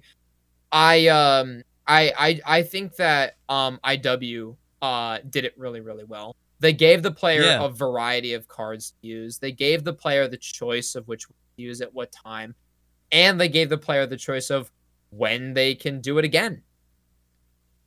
Yeah. Well, some could say Black Ops 3 kind of implemented that too. Of course, you had to pay more in order to get it. Right, yeah. You had to pay more every time, to get but even more gums and to recycle, but you would have to wait. Because like if you want a certain gum at a certain point, you would literally have to plan in advance and be like, all right, I got to buy the Gobblegum machine 2 more times, and then I have a 1 in 5 chance of getting what I want. So it's like, it's a nice sneaky way of like sneaking in, like interact with the Gobblegum more like this, but it's not necessarily, you know, benefiting you like that. You know, it's more catered towards like just to use the system to use it, I guess is the really only way that I can say it when I'm describing it like this. But I think excuse me, I think it would be I think it would be good if we had more control over it. One thing we are kind of forgetting is Black Ops 4 system, how it recharges after time. What are your thoughts on that? So like having the guns, but they recharge after so much time. Yeah, so and then World War II's is entirely round based, I'm pretty sure. Some of the elixirs, once I'm you sure use those, isn't it just the classics in BO4 that you can't use again until the round flips, but megas you can? It's been a little bit. It's been a bit for me too. That's why I'm asking. That's a good question, actually. I don't remember. In any case, there's still a cooldown. There's still a cooldown. Yeah, we both can agree on that. And the cooldown is nothing but time. There's nothing you can do to, there's nothing you can do to manipulate. There's nothing you can do. It's just maybe you have to wait no matter what. Yeah, you have to wait no matter what. And World War II has this issue as well because it's round based. Yeah, Black Ops 3 doesn't have this issue entirely because you can technically blow through a 3 in a row, but that's it. Then you got to wait for the round to end. But I guess Black Ops 3 has that excuse because round robin exists, or raindrops exist, or dead of nuclear winter exists. True. So it does kind of get that bypass. So I feel like that if BO6 were to implement that in a way where you aren't completely limited, but you are limited to an extent because it's there for a reason. It's there for balance, right? Yeah. So I think that it's a good idea to have something in place, something to limit the players, but not like if I want to use more than one Gobblegum, or if I want to use more than, let's say, a couple in a small period of time because I'm trying to do something specific, right? Yeah. I would like to have the choice. And most likely that would be through spending points or earning points, right? This is why I hold the IW Fate and Fortune system so high, because they did a good job with it. They literally, the system solves that problem perfectly. Yeah, it'll take a second to get there because it's based off of how fast that you can buy things, and to be fair, IW does kind of struggle from that because the interact system is not the best. But they honestly had a good system. You do have that system where if you want to refresh, you can do that. If you want meter, you can do that. Yeah, and then there's there's literally a card that ammo crate literally that benefits the player both in the ammo department, and it also allows the player to continue to go through that card gameplay experience. So it endorses the player for using it because it benefits them with ammo. It benefits them with another card immediately afterwards. It's like it's a chain. Ammo crate is like the round robin of Infinite Warfare Zombie, if you think about it, kind of sort of. It's kind of I agree. Like that. It is kind of like that, and I think that's I think that BO6, if it does have, because it should, right? It should have some form of limitation. There should be a way for players to be rewarded for using a certain GUM. Yeah. But no, I see it implemented in every zombie game we've had, and so with every great thing we get, there is some sort of restriction with it, which, in all fairness, I think it adds to the challenge of it. You know, you have to account for rounds in order to get your GOBBLE back or whatever. Right. And just to be clear, because I think my chat is saying this, but I don't mean round robin as ammo crate, because ammo crate doesn't like flip rounds. Obviously, I'm not saying that. No. I'm more saying it towards like you bought GOBBLE 3 times, you can't spin again until the next round, and round robin, like that specific element of being able to get access to that. I'm not saying the round, right? I'm not saying that. I'm saying you get more access. I got some questions in my chat. I wanna clarify my intentions on that. I gotcha. But yeah. If you continue. No, pretty much that was my whole thought there. It's just I feel like Fate and Fortune, it would probably be one of the best systems when it comes to cards and how they laid it out. I really like that. I just like having all your consumables there and ready for you to use, and you have to use them in the best order that you see fit, but you have them, you know. I like that, and I like that you could refill them and use them again, and it comes right out of the collection that you have, and all that. It felt really good. And so to get kind of a similar system to like Infinite Warfare, I think would be great. All the other ones, I can always see drawbacks, like World War II is the big one that comes to mind. As I was mentioning before, like, although the consumables you have, you can use them as many times as the particular one you chose. Like, say it has 3 uses, you can use it 3 times. But then it doesn't take any more out of your inventory. After you've used that, there's no way you can get any more consumables. That's just it. What you take in, that's all you got. Right. Which is it's fine. It's a great concept for the game, but I like that you can refill your consumables and use them again. And like Black Ops 3 has a similar system where you can buy them again, of course, and you can keep hitting the GOBBLE machine. And I also did like that every round it's free, so you didn't have to actually always be paying for it too. Yeah, that's kind of a nice thing. Like, you literally just have to take the time to go to it, and you can grab it. Yeah, it's just the mystery in that one makes it a little difficult, especially for like your speed running and stuff like that. Yeah. Because you never know what you're gonna get, and if you don't get the right one, well, it might have just ruined the whole run. So yeah, everyone's got their ups and downs, you know. But Fate and Fortune, I think, had more ups than downs. Personally, I honestly think so as well. Just the system and how it was implemented into the gameplay, not necessarily the perk. Yeah. Because obviously they are designed for IW, right? They're designed for that specific game. But because obviously Black Ops 6 is going to have its own. It's probably going to have some new ones, and it's going to be unique. It should be unique.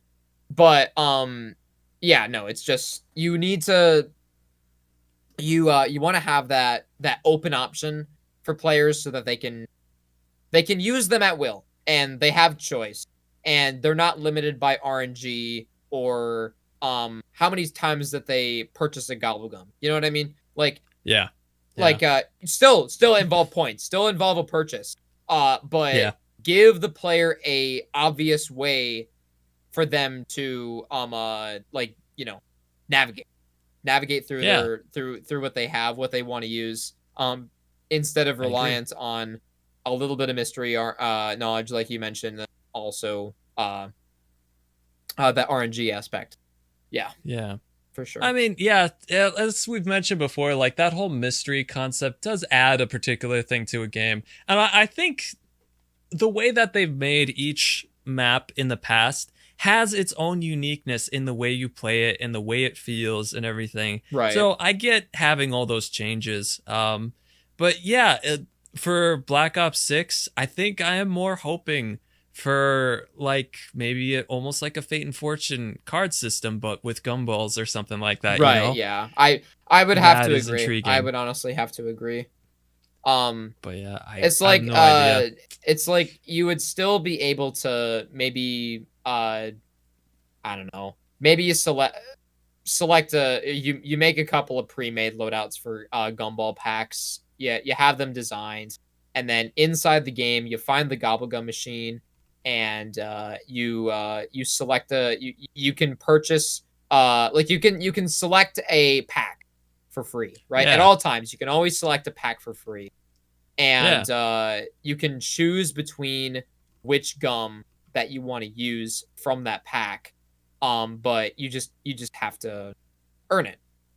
Yeah, exactly. Yeah. Hey, I had another question for you in regards to gumballs, though. Since this is a brand new game and there's most likely going to be new gobble gums and all kinds of other stuff added to the game, what if you could create a gobble gum that you think would benefit you most going through this new Call of Duty game?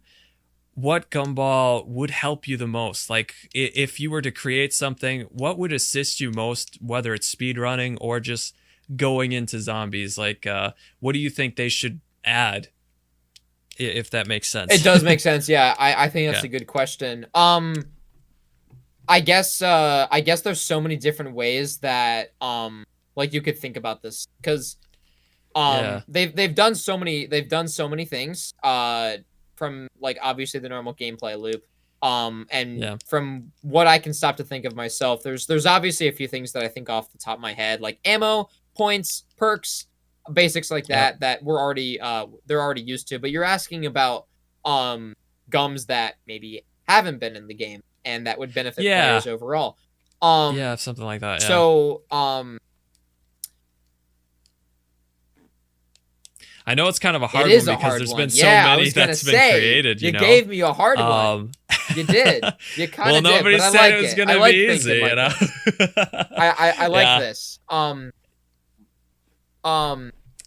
Yeah, honestly, I don't even know. Okay, so someone just put this in my chat, and thank you for putting this in my chat, because this actually this is so cool. I'm gonna quick shout out to one of my good friends that I do zombies marathons with. Okay. He goes by like we call him AJ. I think on Xbox he's known as Berserker. Very cool. I don't think That's a good name. I don't think he does tube or anything like that.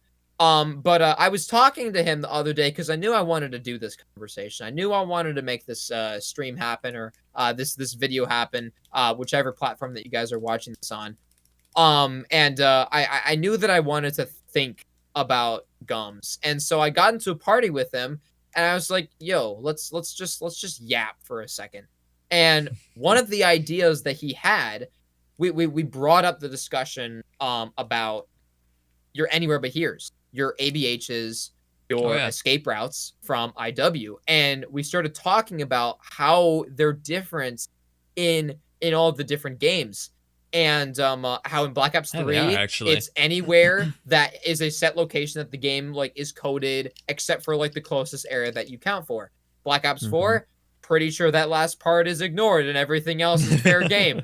Yeah, Black Ops 4, you know what you did. I'm gonna leave it at that. And then Escape Route is the only one of them that isn't the classic. It's a fortune card. It's like a mega. And the reason why is because there is logic to where it brings you to. Where you are in the round of your zombies dictates where you end up. There is consistency in that kind of ABH. You see it all the time in the IW speedruns, and it's there for a reason. It's because it's a mechanic. It's just the way that that version of the card works. And so again, referencing my friend that I talked with a little bit earlier, outside of this, and also someone just mentioned this in chat. Very similar to the transponder. Transponder that you guys are probably familiar with from Spacelands, where you spend your tickets and you throw a transponder down on the ground and it marks a location and you press that button later to go back to it. So, and this kind of goes with the UI for ABHs. Black Ops 4, you only had one use. Black Ops 3, you had 2 uses, and then in IW, you had 1. What if your position, you pop the card, and it would pop the card halfway, or you'd blow the bubble halfway. You'd blow it once and you'd pop it, and it would mark and it would remember your location of where you were. Oh, and then anywhere like you are afterwards, gum. You pop the gum again. It actually uses the gum this time, but it teleports you to where you sat. I actually like that idea. Broken. That would be that cool. would be so cool. That would be so cool. That's a great idea. Wow.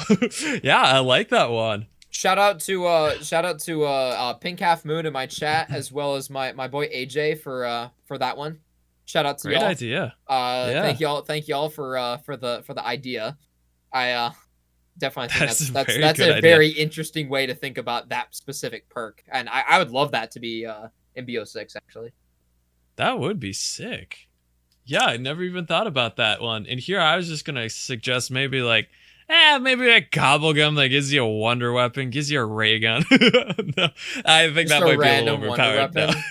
Dude, no, not seriously though. I've never actually thought about it too much. I don't know about that. No, that wouldn't be a good one. I don't think. I think people would much prefer to get out of the box anyways. But no, it's like if I was to like create a custom Gobblegum of some sort, it's difficult because a lot of the great things have already been done. Of course, it just.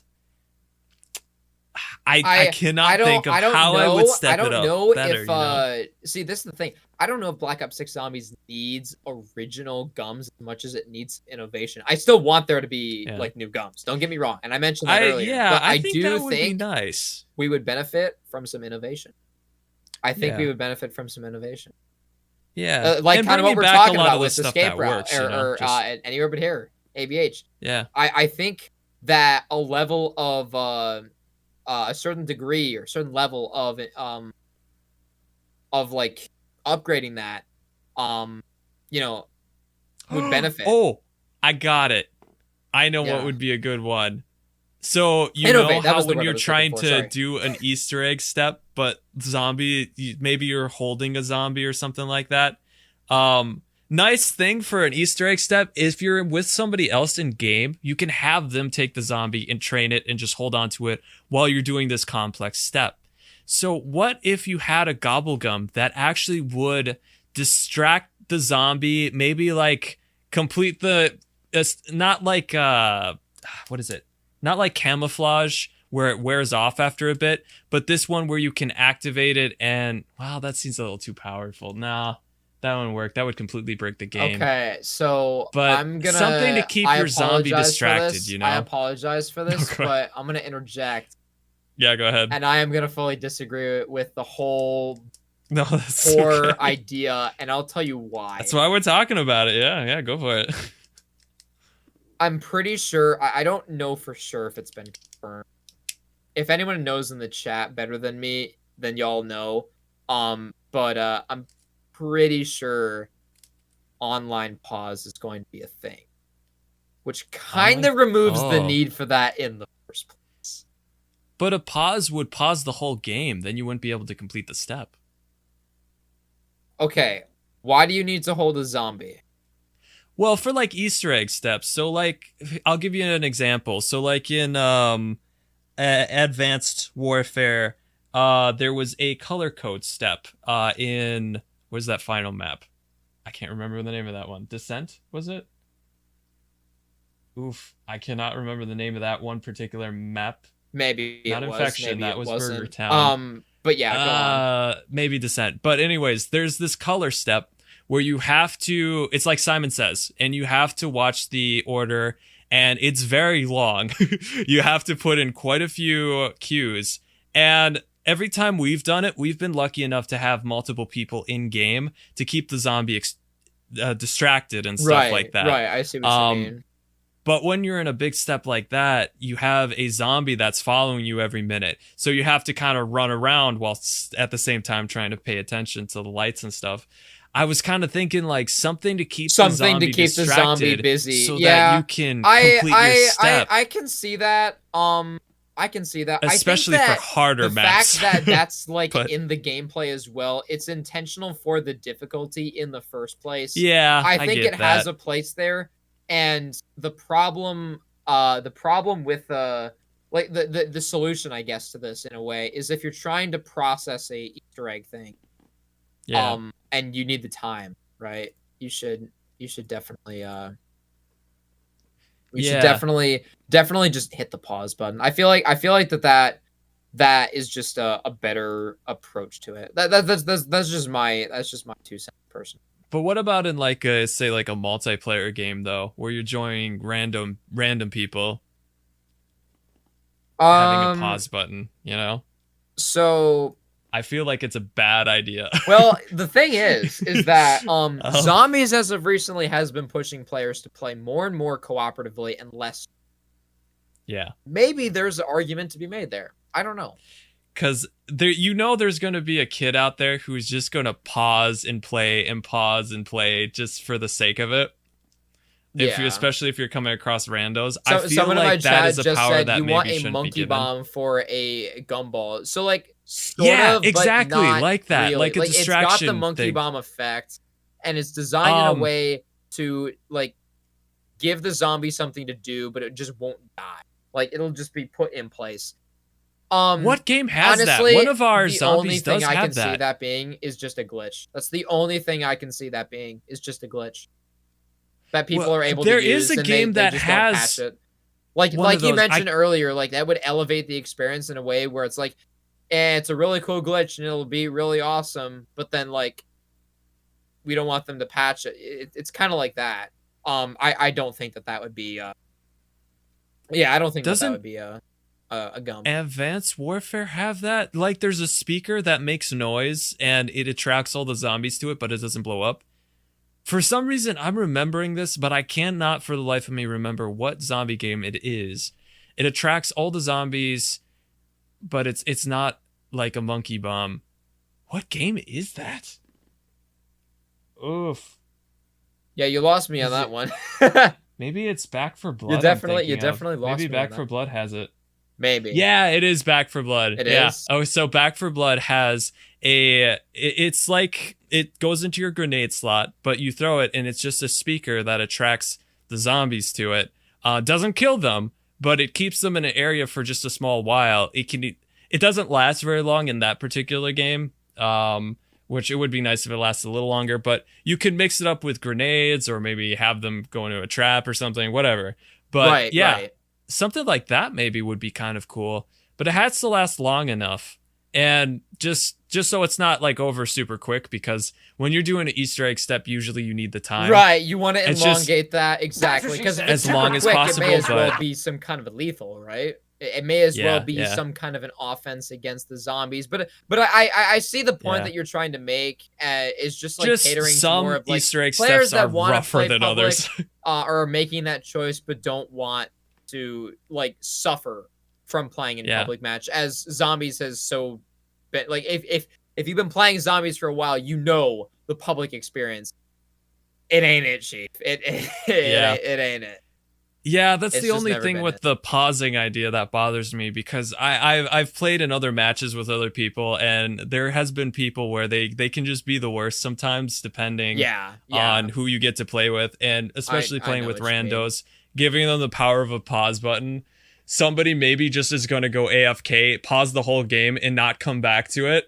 That could happen, or like, I don't know. That idea doesn't sit well. Custom matches, sure. I feel like that's something that you'll just run into, but like, if you don't want that to be an issue, then probably have that not be an option for public matches, because it's always running, and people are always going to be going for a public match, right? There's just always moving during it. Yeah. So I feel like that to cater to great. that particular, like, you know, that gripe, just not having that feature be in public matches, but having it be in a solo or private match to more focus a small party rather than what affects everyone, you know? Yeah, exactly. Yeah, I like the idea of being able to pause because there's certain moments would be nice. And I was thinking about that recently when I was playing World War II. I was going with another person. We were trying to do the Shadow Throne Room. And there were moments in game where it would have been really nice to pause it because we were trying to use the Easter egg guide to go through the whole process and stuff. Yeah. But at the same time, it for just randos when you get it in, that just seems like it would be the worst.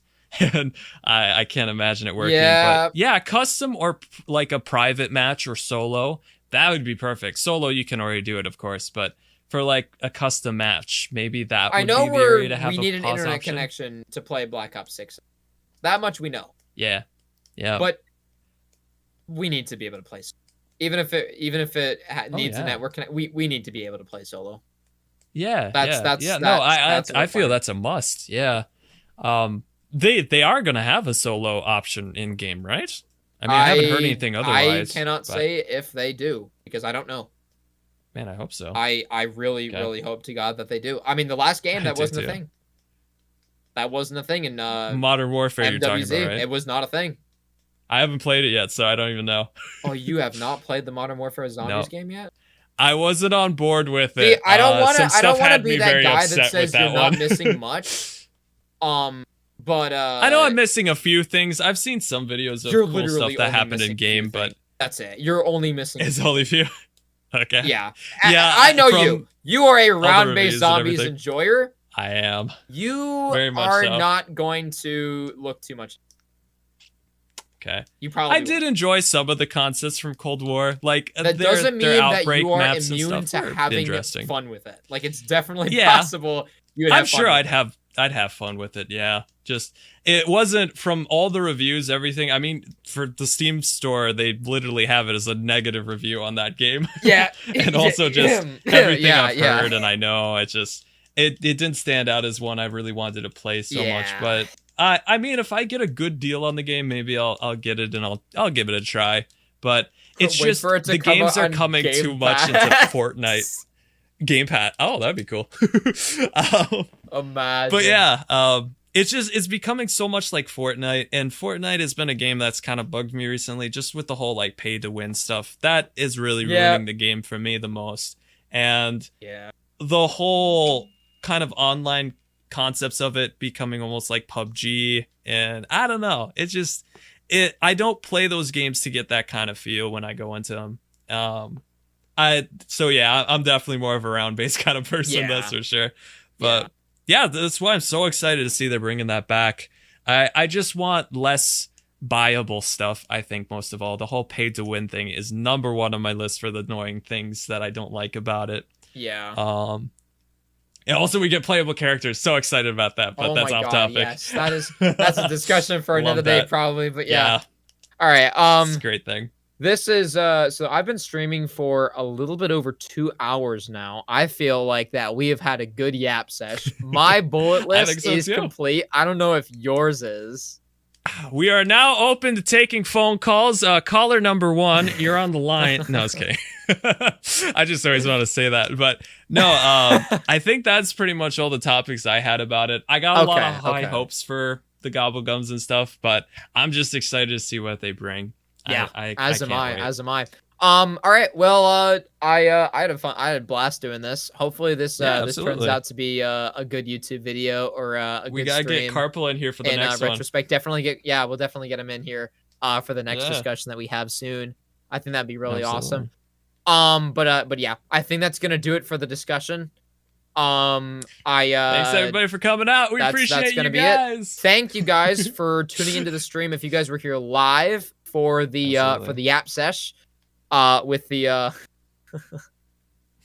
with the Wundercast, Wundercast, as we're referring to ourselves. The Wundercast. We'll see how that clicks. I don't have any air horns. I wish I did. We don't. Yeah, we don't. So chat. What I'm gonna do, I'm gonna go AFK. I'm gonna grab some food, and when I get back, we're gonna do some IW speedruns for the rest of the stream. And if anybody in chat needs some Easter egg help, feel free to redeem the channel point reward thing. I think I might look into I can't speak. Temporarily make those a little bit cheaper if anyone wants to do. I'd probably just make the individual egg cheaper, not the super Easter egg, because that will take quite a while just for today, and we don't have too much time, probably just enough time for you know, a few different individual eggs. But yeah, I'll look into that. If no one's looking for help, then we'll just do some speed runs and chat for the rest of the stream. But yeah, that's gonna do it for this. Once again, and final time, thank you for joining me, Not Loud. Absolutely. And I will see you later. Sounds great. Look forward to the next one. Catch you later, man.